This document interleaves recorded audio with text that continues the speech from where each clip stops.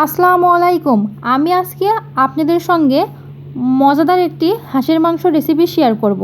যাদের হাঁসের মাংস মজা হয় না বা হাঁসের মাংস রান্না করার পরেও গন্ধ থেকে যায়, খেতে পারেন না, তারা আমার এই রেসিপিটা অবশ্যই ট্রাই করতে পারেন। আমি যেভাবে রান্না করেছি এভাবে রান্না করলে হাঁসের মাংস একদম কোনো গন্ধ থাকবে না, খেতেও কিন্তু ভীষণ মজা হবে। তো চলেন এবার রান্নার রেসিপিটা শুরু করা যাক। রান্না করার জন্য এখানে আমি সব কিছু রেডি করে নিয়েছি। মাংসটা কেটে ধুয়ে সুন্দর করে পরিষ্কার করে নিয়েছি। অন্য অন্য মশলা রান্না করতে করতে দেখিয়ে দিব।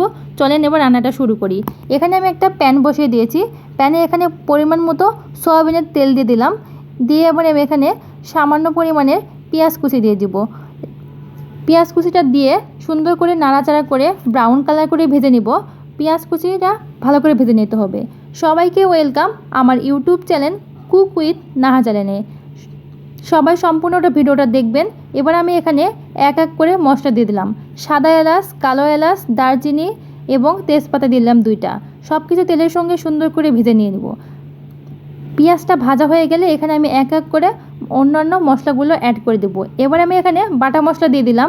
আদা, রসুন, জিরা একসঙ্গে বেটে রেখেছি, সেটাই দিয়ে দিলাম 2 চামচের মতো। দিয়ে মশলাটা সুন্দর করে তেলের সঙ্গে একটু ভেজে নিব। সব কিছু তেলের সঙ্গে ভেজে নেওয়া হয়ে গেছে। এবার আমি এখানে সামান্য পরিমাণে পানি অ্যাড করে দিব। পানিটা দিব যেন মশলাটা পুড়ে না যায়। সামান্য পানি দিয়ে এবার আমি অন্যান্য মশলাগুলো এখানে দিয়ে দিব। পরিমাণ মতো লবণ দিব। লবণটা দেওয়া হয়ে গেলে এবার আমি এখানে পরিমাণ মতো হলুদ দেব। 1 চামচ হলুদ দিয়ে দিলাম। এবার এখানে আমি মরিচের গুঁড়া দেব। মরিচটা আপনারা আপনাদের স্বাদ মতো ব্যবহার করবেন, যে যেমন খেতে ভালোবাসেন। এবার আমি এখানে সামান্য পরিমাণ ধনিয়ার গুঁড়া দিয়ে দিলাম 1/2 চামচের মতো। সব কিছু দিয়ে মশলাটা সুন্দর করে কষিয়ে নেব। মশলাটা কষিয়ে নেওয়া হয়ে গেলে তারপরে আমি এখানে মাংস দিয়ে দেব। ভিডিওটা ভালো লেগে থাকলে অবশ্যই কিন্তু আমার ইউটিউব চ্যানেলটা সাবস্ক্রাইব করে দিবেন। মাংসটা কষিয়ে নেওয়া হয়ে গেছে, তেলগুলো উপরে উঠে এসেছে। এবার আমি এখানে মাংসগুলো দিয়ে দেব। মশলাটা যত ভালো করে কষাবেন রান্নাটা তত বেশি ভালো হবে। হাঁসের মাংস ভালোভাবে কষিয়ে নিলে একেবারে কোনো গন্ধ থাকবে না, খেতেও কিন্তু ভীষণ মজা হবে। এবার আমি মাংসগুলো দিয়ে দিচ্ছি।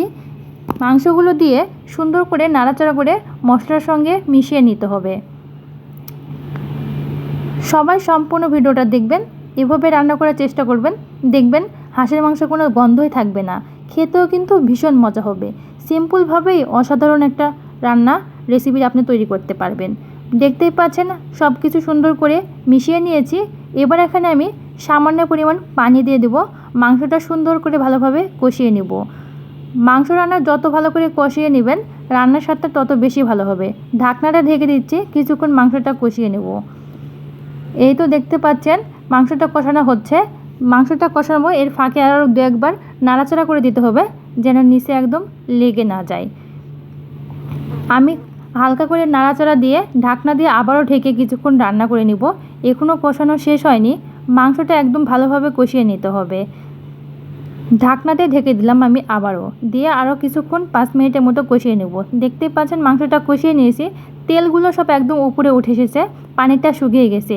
এবার আমি এখানে 2টা রসুন অ্যাড করে দিলাম। আপনারা যারা মাংসে রসুন খেতে ভালোবাসেন এখানে গোটা রসুন অ্যাড করে দিবেন। আমি এখানে কয়েকটা আলুও দিয়েছি। আলুটা আমি আগে থেকেই তেলের মধ্যে ভেজে রেখেছিলাম, সেটা এখানে দিয়ে দিলাম। দিয়ে নাড়াচাড়া করে কিছুক্ষণ এবার আমি এখানে পরিমাণ মতো পানি অ্যাড করে দিব। অবশ্যই কিন্তু গরম পানি ব্যবহার করতে হবে। মাংস রান্না কষানোর পরে ঠান্ডা পানি দিলে মাংসটা আবারও শক্ত হয়ে যাবে, সিদ্ধ হতে অনেক সময় লাগবে। গরম পানি দিয়ে ঝোল দিয়ে ঢাকনাটা ঢেকে নিয়েছি। আমার রান্নাটা প্রায় শেষের দিকে, আর কিছুক্ষণ রান্না করলেই হয়ে যাবে। এই তো দেখতে পাচ্ছেন আমার রান্না প্রায় হয়েই গেছে। রান্না শেষে অবশ্যই কিন্তু এখানে ভাজা জিরার গুঁড়া ব্যবহার করবেন, তাহলে দেখবেন তরকারির কালারটাও সুন্দর আসবে এবং খেতেও কিন্তু অনেক ভালো লাগবে। এখানে আমি কিছু জিরা ভেজে গুঁড়া করে দিয়ে দিলাম। রান্নাটা প্রায় আমার শেষের দিকে, আর কিছুক্ষণ রান্না করলে হয়ে যাবে, নামিয়ে নেব। এই তো দেখতে পাচ্ছেন জিরা গুঁড়া দেওয়ার পরে তরকারি কালারটা একেবারেই চেঞ্জ হয়ে গেছে। আপনারা কিন্তু অবশ্যই রান্না শেষে ভাজা জিরা গুঁড়া করে দেওয়ার চেষ্টা করবেন, তাহলে খেতে কিন্তু আরও ভীষণ মজা হবে। রান্নার কালারটাই চেঞ্জ হয়ে গেছে ভাজা জিরা গুঁড়া দেওয়ার পরে। তো আমার রান্নাটা একেবারে শেষে, রান্নাটা হয়ে গেছে। এবার আমি চুলাটা বন্ধ করে দেব। এই তো দেখতেই পাচ্ছেন আমার রান্নাতে বেশি ঝোল রাখিনি। হাঁসের মাংসতে বেশি ঝোল রাখলে খেতে ভালো লাগে না, হালকা এরকম ঝোল রাখবেন। এটা হচ্ছে আমার রান্নার ফাইনাল লুক। দেখতেই পাচ্ছেন কালারটা কত সুন্দর হয়েছে। কালারটাও দেখতে যেমন সুন্দর হয়েছে, খেতেও কিন্তু ভীষণ মজা। তো এটাই আমার রান্নার ফাইনাল লুক। আবারও দেখা হবে নতুন কোনো রেসিপি নিয়ে। সবাই ভালো থাকবেন। আজকের মতো এই পর্যন্ত।